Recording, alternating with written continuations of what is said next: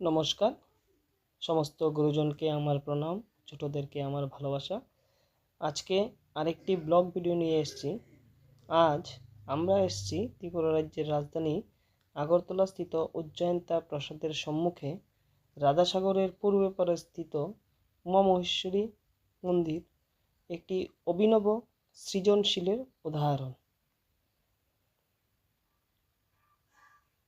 1938 সালে মহারাজা বীর বিক্রম মাণিক্য বাহাদুর নিজ চিন্তনে এই মন্দিরের স্থাপন করেন।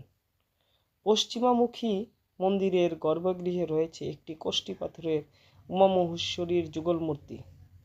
কথিত যে এই যুগল মূর্তির পাওয়া যায় রাজন্য শাসিত চাকলা রোশনাবাদ অঞ্চলের 14 গ্রাম পরগনার পূর্ব দিবাকার মণ্ডলের পরগনার একটি পুকুর খনন কার্যের রাজকর্মচারী বীরমণি হাজারি মূর্তি যুগলের প্রাপক।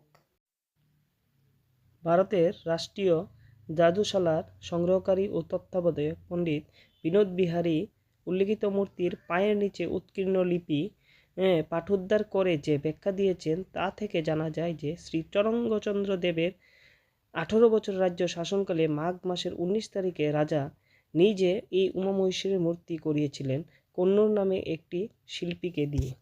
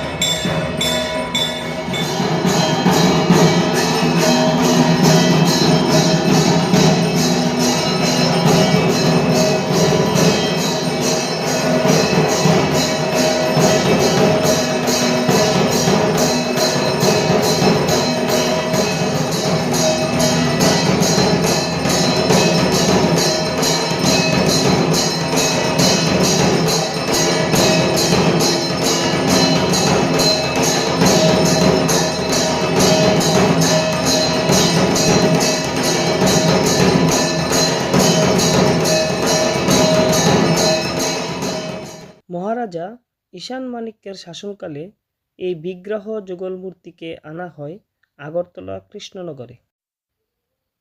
পুরানো কালীবাড়ি লেনে ক্যাপ্টেন ঠাকুর যুগেন্দ্র দেববর্মনের বাড়িতে উত্তরাংশে দীর্ঘদিন পূজিত হবার পর এই যুগল মূর্তি বর্তমানের মন্দিরকে প্রতিষ্ঠাতা করা হয় 1938 খ্রিস্টাব্দে। এক সময়ে এখানে পশু বলি হতো। 1976 সালে উমা মহেশ্বরী মন্দিরটি শ্রী শ্রী আনন্দময়ী সংঘের নিয়ন্ত্রণে আসার পর থেকে এখানে পশু বলি বন্ধ হয়ে যায়। শ্রী শ্রী আনন্দময়ীর কাহিনী আমরা পরের ভিডিওতে বলবো। এখানে বন্ধুরা দুটি মন্দির উল্লিখিত আছে, শ্রী শ্রী আনন্দময়ী আশ্রম এবং